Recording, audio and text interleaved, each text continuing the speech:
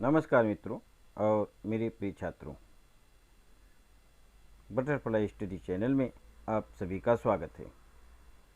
आज हम कक्षा 9वीं के राजनीति और इतिहास के 5वीं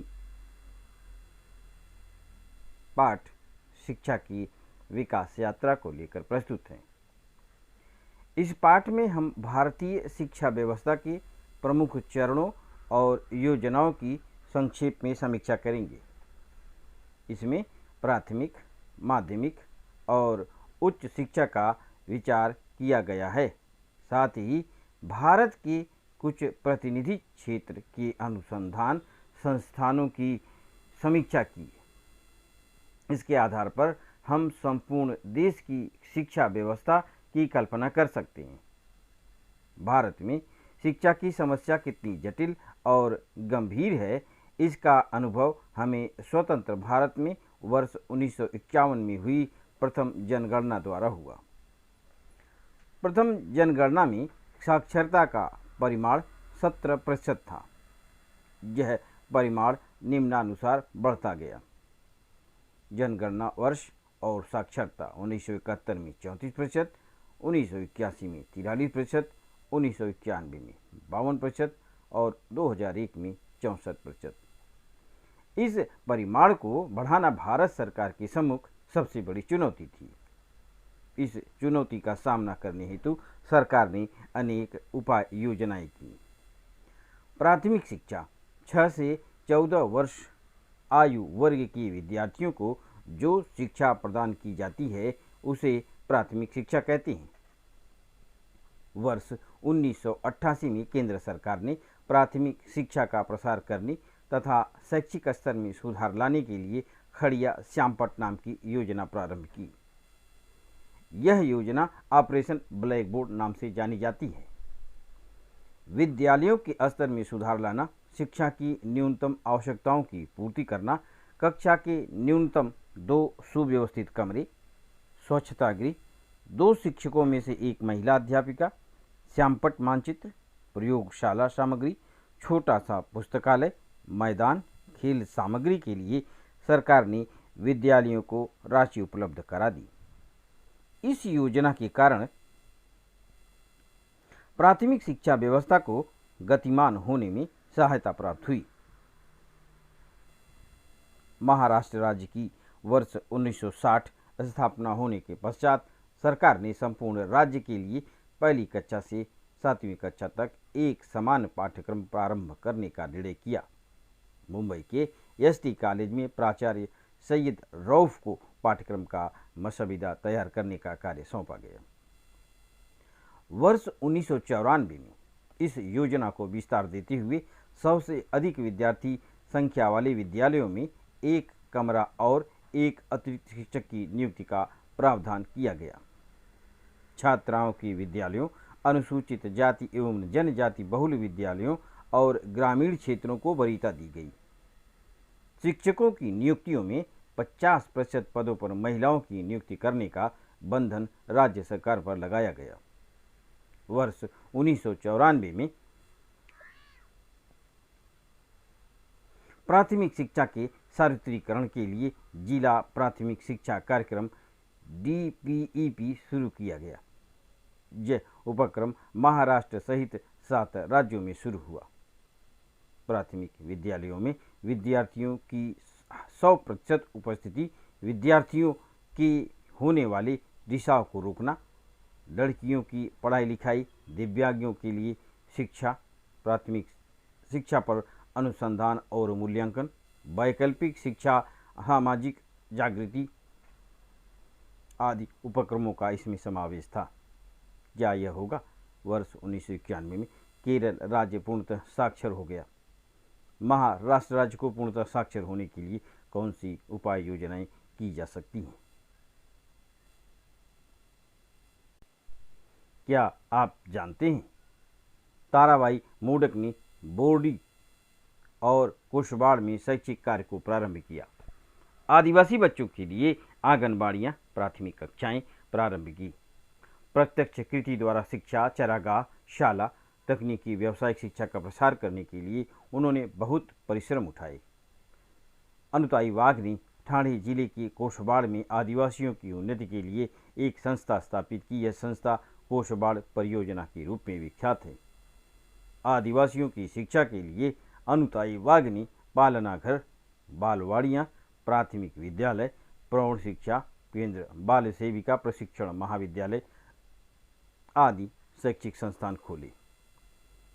विद्यार्थियों का उचित भरण पोषण हो, इसके लिए वर्ष 1995 में मध्याह्न भोजन योजना का प्रारंभ किया गया।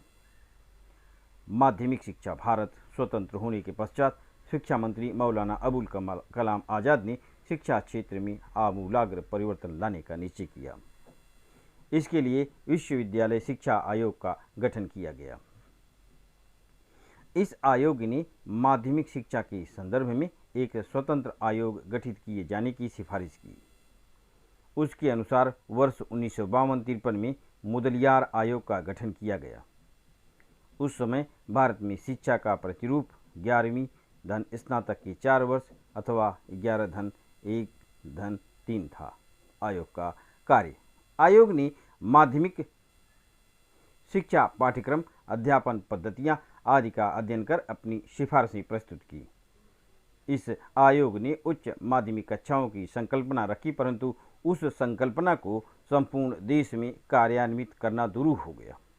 क्या आप जानते हैं, महाराष्ट्र राज्य माध्यमिक व उच्च माध्यमिक शिक्षा मंडल, इस संस्था की स्थापना 1 जनवरी 1966 को पुणे में की गई।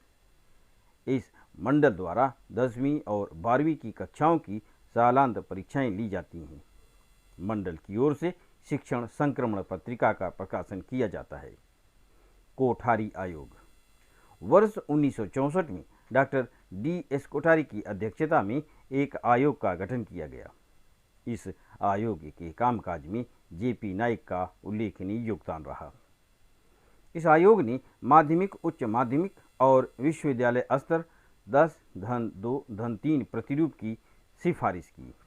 यह व्यवस्था पैटर्न वर्ष 1972 से कार्यान्वित हुई। कोठारी आयोग ने शिक्षा की एक ही राष्ट्रीय प्रणाली हो, शिक्षा में मातृभाषा हिंदी और अंग्रेजी भाषाओं का समावेश हो, शिक्षा को समाज की निचले स्तर तक ले जाने के लिए निरंतर शिक्षा, प्रौढ़ शिक्षा, प्रत्याचार शिक्षा, मुक्त विश्वविद्यालय जैसे उपक्रम सुझाए। अनुसूचित जातियों, जनजातियों जैसी उपेक्षित वर्गों को प्राथमिकता देना, सरकारी बजट में शैक्षिक व्यय को बढ़ाने जैसी सिफारिशें की। महाराष्ट्र राज्य ने 1972 में 10 धन 2 धन 3 इस शैक्षिक संरचना को स्वीकार किया। वर्ष 1975 में 10वीं की प्रथम सालांत परीक्षा ली। कोठारी आयोग द्वारा सुझाए गए शिक्षा के उद्देश्य: शिक्षा का आधुनिकीकरण, सामाजिक एवं राष्ट्रीय एकात्मता, सामाजिक नैतिक आध्यात्मिक मूल्यों का संवर्धन, शिक्षा और उत्पादकता, लोकतंत्र का संरक्षण और संवर्धन। उच्च शिक्षा: स्वातंत्र्योत्तर कालावधि में शिक्षा। स्वतंत्रता प्राप्ति के पश्चात वर्ष 1948 में केंद्र सरकार ने डॉक्टर सर्वपल्ली राधाकृष्णन की अध्यक्षता में विश्वविद्यालय शिक्षा आयोग का गठन किया। आयोग को वित्तीय अनुदान, विश्वविद्यालय की गुणवत्ता और समन्वय बनाए रखने जैसे कार्य सौंपे गए। कार्यप्रणाली: आयोग ने पंचवर्षीय पद्धति को स्वीकार किया। विश्वविद्यालय के अनुदानों को स्वीकृत कर उसका वितरण करने का कार्य आयोग ने सरकार की ओर से प्रारंभ किया। विश्वविद्यालयीन शिक्षा नियोजन, पाठ्यक्रमों में सूत्रबद्धता, शिक्षा द्वारा राष्ट्रीय आवश्यकताओं को प्राथमिकता देना, उच्च शिक्षा की विभिन्न योजनाएं तैयार कर उनका कार्यान्वयन करना जैसे उपक्रम आयोग चला रहा है। आयोग ने विश्वविद्यालय विकास परिषदों को गठित करना, स्नातकोत्तर अध्यापन हेतु उन्नत अध्यापन केंद्र तथा नए विश्वविद्यालय स्थापित करना जैसे विषय में महत्वपूर्ण कार्य किया। भारत में दूरदर्शन शुरू होने के पश्चात आयोग द्वारा कंट्री वाइड क्लासरूम कार्यक्रम दूरदर्शन पर प्रसारित किया गया। क्या आप जानते हैं, महाराष्ट्र में वर्ष 1965 में कला शिक्षा की नीति को तय करने और उन नीतियों को कला संस्थानों द्वारा कार्यान्वित करने हेतु कला निदेशालय की स्थापना की गई। विश्वविद्यालयीन स्तर पर ली जाने वाली ड्राइंग ग्रेड परीक्षाओं को आयोजित करने का दायित्व इस विभाग ने स्वीकारा है। National council of education research and training NCERT 1 सितंबर 1961 को दिल्ली में इस संस्थान की स्थापना की गई। केंद्र सरकार को विश्वविद्यालयीन शिक्षा के विषय में सर्वांगीण नीतियों के संदर्भ में और शैक्षिक योजनाओं के कार्यान्वयन में सहयोग देना इस संस्थान का मुख्य उद्देश्य है। शिक्षा से संबंधित अनुसंधान, शोध कार्य, विकास, प्रशिक्षण, विस्तार, शैक्षिक कार्यक्रम, शालेय पाठ्यक्रम और पाठ्य पुस्तकों की पुनर्रचना आदि का उत्तरदायित्व NCERT को सौंपा गया है।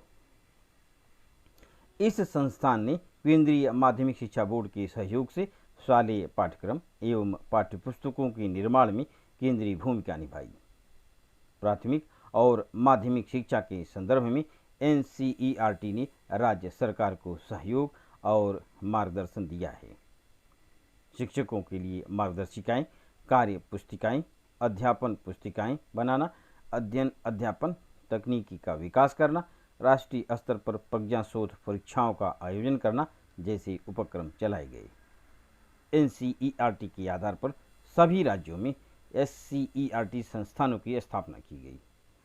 महाराष्ट्र राज्य के लिए महाराष्ट्र राज्य शैक्षणिक संशोधन अनुसंधान तथा प्रशिक्षण परिषद MSCERT नामक संस्था की स्थापना की गई। यह स्थापना वर्ष 1984 में पुणे में की गई। प्राथमिक शिक्षा का स्तर ऊपर उठाना, शिक्षकों के लिए सेवांतर्गत प्रशिक्षण का आयोजन करना, पाठ्यक्रम तथा मूल्यांकन के संदर्भ में प्रशिक्षण देना, 10वीं और 12वीं कक्षाओं की परीक्षाओं के बाद विद्यार्थी कौन से व्यावसायिक पाठ्यक्रम चुने इसका विद्यार्थियों को मार्गदर्शन करना जैसे शैक्षिक कार्य यह संस्थान करता है। इस संस्थान को विद्या प्राधिकरण नाम से संबोधित किया जाता है। इस संस्थान द्वारा जीवन शिक्षण नाम की पत्रिका का प्रशासन किया जाता है। क्या आप जानते हैं महाराष्ट्र राज्य पाठ्यपुस्तक निर्मिति व अभ्यासक्रम संशोधन मंडल बाल भारती नामक संस्थान की स्थापना 27 जनवरी 1967 को पुणे में हुई। कक्षा पहली से 12वीं के शालेय विद्यार्थियों के लिए पाठ्यपुस्तकें तैयार करने का कार्य बाल भारती करती है। ये पाठ्यपुस्तकें मराठी, हिंदी, अंग्रेजी, उर्दू, कन्नड़, सिंधी, गुजराती और तेलुगु इन भाषाओं में तैयार की जाती हैं। राष्ट्रीय शैक्षिक नीति 1986 इस नीति के अनुसार बदलते समाज की आवश्यकताओं को ध्यान में लेकर प्राथमिक, माध्यमिक और उच्च माध्यमिक शिक्षा में मौलिक परिवर्तन लाए गए। इस नीति के अंतर्गत सभी राज्यों के लिए एक न्यूनतम राष्ट्रीय पाठ्यक्रम सुझाया गया। इस नीति के अनुसार यह अपेक्षा की गई कि भारत के सभी विद्यार्थियों को एक समान शैक्षिक अवसर प्राप्त हो। प्रत्येक राज्य की अपनी सांस्कृतिक, भौगोलिक और ऐतिहासिक आवश्यकताओं के अनुसार राष्ट्रीय पाठ्यक्रम में लचीलापन लाने के लिए अवसर रखा गया है। राष्ट्रीय शैक्षिक नीति वर्ष 1986 का प्रभावशाली कार्यान्वयन होने के लिए राष्ट्रीय स्तर पर एक कृति कार्यक्रम तैयार किया गया। इसी कृति कार्यक्रम पर आधारित प्राथमिक शिक्षा पाठ्यक्रम 1988 तैयार किया गया। क्या आप जानते हैं क्षमता अधिष्ठित प्राथमिक शिक्षा पाठ्यक्रम 1995 प्राथमिक शिक्षा पाठ्यक्रम 1988 का कार्यान्वयन किया जा रहा था, तभी राष्ट्रीय स्तर पर न्यूनतम अध्ययन क्षमताएं निश्चित करने के लिए डॉक्टर R.H. दवे की अध्यक्षता में एक समिति गठित की गई। दवे समिति ने भाषा, गणित और परिसर अध्ययन विषयों के लिए 5वीं कक्षा तक की न्यूनतम अध्ययन क्षमताओं की तालिका विकसित की। इसमें यह दर्शाया गया कि एक ही कक्षा की क्षमताएं किन क्रमों से विकसित होनी चाहिए। उपग्रह का उपयोग वर्ष 1975 में शैक्षिक उद्देश्यों के लिए उपग्रह का उपयोग करने में भारत ने सफलता पाई। इसमें इसरो के वैज्ञानिक एकनाथ चिटड़ी से महत्वपूर्ण भूमिका निभाई। अहमदाबाद के स्पेस एप्लीकेशन सेंटर के अंतरिक्ष उपयोग केंद्र के मार्गदर्शन में शैक्षिक उद्देश्य के अंतर्गत site satellite instructional television experiment यह प्रयोग किया गया। यहीं से उपक्रम के माध्यम से उपग्रह के माध्यम से शिक्षा प्रणाली अवधारणा आगे आई। इस उपक्रम के लिए अमेरिका ने भारत को सहयोग दिया था। इसी के माध्यम से ग्रामीण क्षेत्रों में गुणवत्तापूर्ण शिक्षा प्रदान करने की सुविधा उपलब्ध कराना संभव हुआ। इंदिरा गांधी राष्ट्रीय मुक्त विश्वविद्यालय देश के सामान्य जनों के घरों तक ज्ञान गंगा से ले जाने के लिए इस मुक्त विश्वविद्यालय की स्थापना की गई। संयुक्त राष्ट्र संघ ने वर्ष 1970 को विश्व शैक्षिक वर्ष के रूप में घोषित किया था। इसी वर्ष भारत सरकार के शिक्षा और समाज कल्याण मंत्रालय, सूचना एवं प्रसारण मंत्रालय, विश्वविद्यालय अनुदान आयोग और यूनेस्को के संयुक्त तत्वाधान में मुक्त विश्वविद्यालय विषय पर नई दिल्ली में चर्चा सत्र का आयोजन किया गया था। इस चर्चा सत्र में से विश्वविद्यालय की स्थापना की अवधारणा सामने आई। वर्ष 1974 में सरकार ने पी पार्थसारथी की अध्यक्षता में एक समिति गठित की। उसके द्वारा दिए गए सुझावों और सिफारिशों के अनुसार 20 सितंबर 1985 को मुक्त विश्वविद्यालय अस्तित्व में आया। इस विश्वविद्यालय को इंदिरा गांधी का नाम दिया गया। समझ लीजिए, महाराष्ट्र के नासिक में वर्ष 1989 में यशवंतराव चौहान महाराष्ट्र मुक्त विश्वविद्यालय की स्थापना की गई। इस मुक्त विश्वविद्यालय के बारे में अंतर्जाल की सहायता से जानकारी प्राप्त कीजिए। जिन विद्यार्थियों को महाविद्यालय में विधिवत शिक्षा प्राप्त करना संभव नहीं हुआ, उन्हें इस मुक्त विश्वविद्यालय में प्रवेश लेने हेतु योग्यता, आयु तथा अन्य नियमों शर्तों में छूट दी गई। विश्वविद्यालय ने वर्ष 1990 में आकाशवाणी और दूरदर्शन के माध्यम से दृश्य श्रव्य पद्धति द्वारा दूरस्थ शिक्षा कार्यक्रम प्रारंभ किया। विश्वविद्यालय ने विभिन्न शाखाओं द्वारा 1000 से अधिक पाठ्यक्रम चलाए। देश में 58 प्रशिक्षण केंद्र, विदेश में 41 केंद्र स्थापित कर विश्वविद्यालय ने शिक्षा की सुविधा उपलब्ध कराई। अनुसंधान संस्थान विज्ञान। स्वातंत्रोत्तर समय में वैज्ञानिक अनुसंधान कार्य को बढ़ावा देने और अनुसंधान के लाभ सभी तक पहुंचे, इस उद्देश्य से वर्ष 1950 में council of scientific and industrial research संस्थान की स्थापना की गई। भौतिकी विज्ञान, रसायन, औषधि विज्ञान, अन्य प्रक्रिया, खाद्यान्न कार्य जैसे क्षेत्रों में अनुसंधान कार्य प्रारंभ हुआ। इन संस्थानों में होने वाले अनुसंधान कार्यों का लाभ भारत सरकार के उद्योगों को मिले। इसके लिए औद्योगिक संस्थानों के साथ अनुबंध किए गए। परिणाम स्वरूप भारत का आयात कम हुआ और विदेशी मुद्रा की बचत हुई। इस संस्थान ने मौलिक अनुसंधान को प्रोत्साहित किया। उच्च शिक्षा प्राप्त करने हेतु विदेशों में गए हुए विद्यार्थियों को भारत में लौटा लाने में इस संस्थान की प्रयोगशालाओं में महत्वपूर्ण भूमिका निभाई।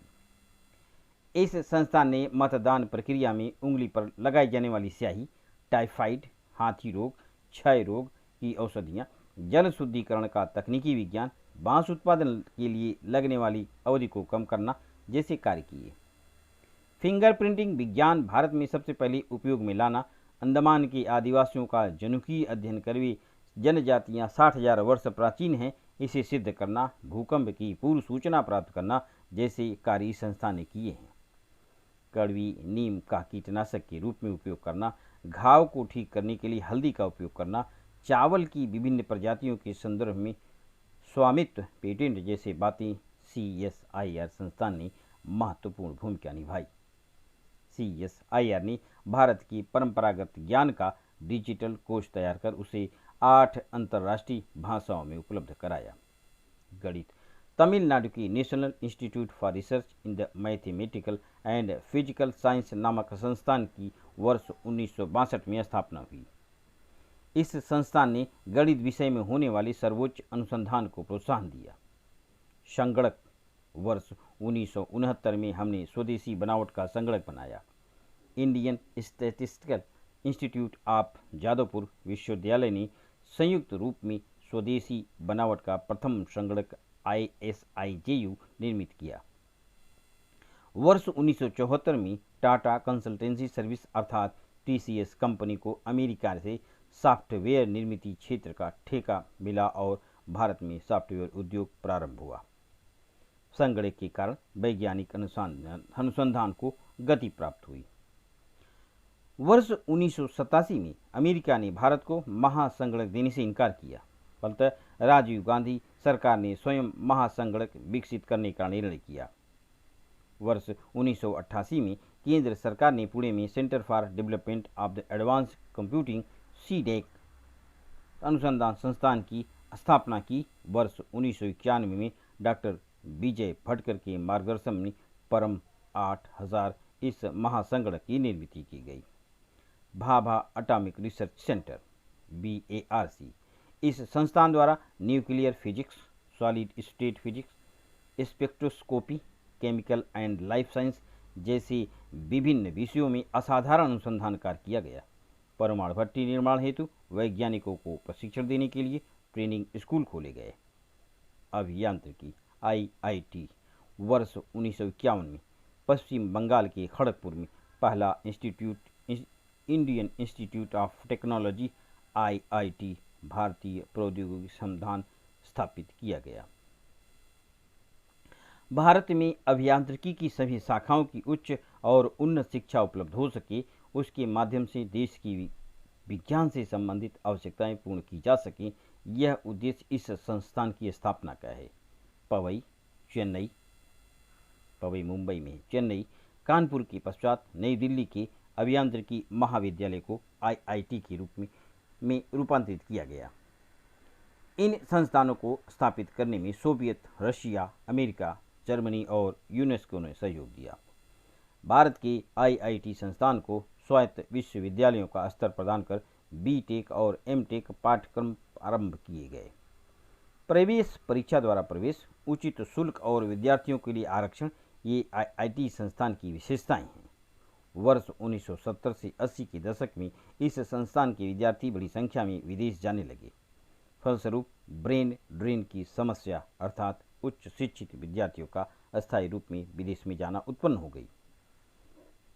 वर्ष 1990 के बाद इस स्थिति में बदलाव आया। वर्ष 1984 में गुवाहाटी असम, 2001 रुड़की में IIT संस्थान की स्थापना की गई। Indian institute of management IIM IIT में उच्च गुणवत्ता अभियंता शिक्षित होने लगे। अब कुशल प्रबंधक निर्माण करने हेतु केंद्र और गुजरात राज्य सरकार ने अहमदाबाद में इस संस्थान की स्थापना की। क्या आप जानते हैं, film and television institute of India संस्थान में फिल्म निर्माण के संदर्भ में शिक्षा प्राप्त होती है। फिल्म से जुड़े निर्देशन, संकलन और अभिनय जैसी सभी बातों का वैज्ञानिक प्रशिक्षण देने की सभी सुविधा इस संस्थान में उपलब्ध है। इस संस्थान को पुणे की प्रभात फिल्म कंपनी की विरासत प्राप्त है। फलतः यह संस्थान संपूर्ण विश्व में ख्याति प्राप्त है। IIM के बारे में बात हो रही थी। इस संस्थान के निर्माण में अमेरिका के हार्वर्ड बिजनेस स्कूल का सहयोग प्राप्त हुआ। Indian institute of management IIM संस्थानों की स्थापना कोलकाता, बेंगलुरु, लखनऊ, कोझिकोड, इंदौर और शिलांग में की गई। National institute of design NID वर्ष 1961 में अहमदाबाद में औद्योगिक आरेखन इंडस्ट्रियल डिजाइनिंग विषय का प्रशिक्षण देने के लिए इस संस्थान की स्थापना की गई। इस संस्थान ने वर्ष 1963-64 में बेसिक मौलिक डिजाइन, ग्राफिक डिजाइन, वस्तुओं का डिजाइन, विजुअल कम्युनिकेशन पाठ्यक्रम प्रारंभ किए। इस संस्थान ने आकाशवाणी सेट, ट्रांजिस्टर, गणक यंत्र, कैलकुलेटर जैसी वस्तुओं का आरेखन डिजाइन, इंडियन एयरलाइंस और स्टेट बैंक के बोध चिन्ह तैयार करने जैसे कार्य किए। अनुसंधान संस्थान चिकित्सा क्षेत्र। स्वतंत्रता के पश्चात चिकित्सा क्षेत्र में अनुसंधान शोध कार्य हेतु वर्ष 1949 में भारतीय चिकित्सा अनुसंधान परिषद ICMR की स्थापना हुई। इस संस्थान द्वारा देश के विश्वविद्यालयों, चिकित्सा महाविद्यालयों, शासकीय और अशासकीय अनुसंधान संस्थानों को अनुसंधान के लिए सहयोग, मार्गदर्शन और आर्थिक सहायता प्राप्त कराने का दायित्व सौंपा गया। विभिन्न रोगों पर अनुसंधान करने वाले 26 केंद्र संपूर्ण देश में शुरू हुए। इस संस्थान में किए गए अनुसंधान के फलस्वरूप क्षय रोग, TB और कुष्ठ रोग पर नियंत्रण पाना संभव हुआ। इसी क्षेत्र में उन्नत चिकित्सा शिक्षा और अनुसंधान को बढ़ावा देने के लिए all India institute of medical sciences संस्थान का गठन किया गया। इस संस्थान को चिकित्सा विज्ञान की स्नातक और स्नातकोत्तर पाठ्यक्रम की शिक्षा का दायित्व सौंपा गया। चिकित्सा विज्ञान की अधिकाधिक संकायों की महाविद्यालय जहां स्नातक और स्नातकोत्तर शिक्षा की सुविधाएं उपलब्ध हैं। अनुसंधान शोध कार्य की उत्तम सुविधाएं, सुसज्जित सार्वजनिक अस्पताल, ये सभी इस संस्थान की विशेषता है। इस संस्थान द्वारा आम लोगों को उचित दामों में चिकित्सा सेवाएं उपलब्ध कराई गईं। परिचारिकाओं की प्रशिक्षण के लिए स्वतंत्र महाविद्यालय खुलवाए गए तथा हृदय रोग, मस्तिष्क विकार और नेत्र रोगों पर उपचार हेतु सुपर स्पेशलिटी केंद्र खोले गए। सरकार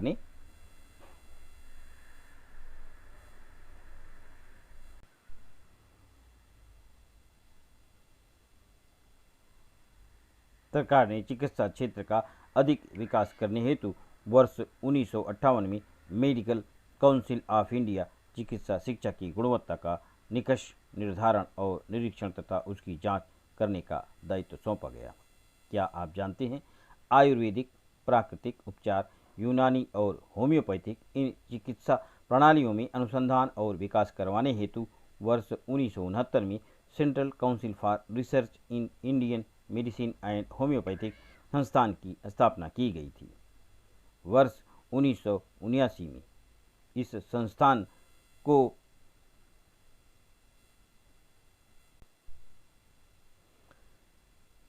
संस्थान को समाप्त कर 3 नए संस्थानों की स्थापना की गई। सेंट्रल काउंसिल फॉर रिसर्च इन यूनानी मेडिसिन, दूसरा central council for research in homeopathic, central council for research इन योग एंड नेचुरल क्यूर। इन संस्थाओं को संबंधित चिकित्सा प्रणाली के अनुसार विभिन्न रोगों पर अनुसंधान कार्य कराना, उनका परीक्षण कराना, औषधियों का प्रमाणीकरण कराने का दायित्व सौंपा गया। कर्क रोग, कैंसर शिक्षा, advance centre for treatment research and education in cancer का यह संस्थान टाटा मेमोरियल सेंटर की शाखा है। कर्क रोग से संबंधित उपचार, अनुसंधान और कर्क रोग से संबंधित शिक्षा प्राप्ति के लिए यह संस्थान राष्ट्रीय स्तर के केंद्र के रूप में कार्यरत है। अनुसंधान संस्थान कृषि, भारत के कृषि क्षेत्र में वर्ष 1905 में अनुसंधान कार्य प्रारंभ हुआ। भारतीय कृषि अनुसंधान संस्थान को इंडियन एग्रीकल्चर रिसर्च इंस्टीट्यूट वर्ष 1958 में विश्वविद्यालय का दर्जा दिया गया। कृषि क्षेत्र का विकास अनुसंधान शोध कार्य, सुसज्जित प्रयोगशालाएं, मृदा विज्ञान, कृषि विज्ञान, आर्थिक वनस्पति विज्ञान आदि विभागों द्वारा विश्वविद्यालय का कार्य प्रारंभ हुआ। इस संस्थान का मुख्यालय नई दिल्ली में है। इसके मुख्यालय में पुस्तकालय है। यह पुस्तकालय देश का सबसे बड़ा कृषि से संबंधित पुस्तकालय है। गेहूं, दलहन, पेराई की फसलें, शाक सब्जी जैसी बातों पर अनुसंधान शोध कार्य प्रारंभ हुआ। एक वर्ष में एक से अधिक फसलें लेने की प्रणालियों के विषय में यहाँ मौलिक अनुसंधान कार्य प्रारंभ हुआ। यह इस संस्थान का सबसे महत्वपूर्ण कार्य है। इसका लाभ किसानों को हुआ है। अगले पाठ में हम महिलाओं के संदर्भ में कानून, महिलाओं का योगदान, अन्य दुर्बल वर्गों के संदर्भ में सरकार की भूमिका, इसके बारे में अध्ययन करेंगे। इस प्रकार से यह पाठ समाप्त होता है। धन्यवाद।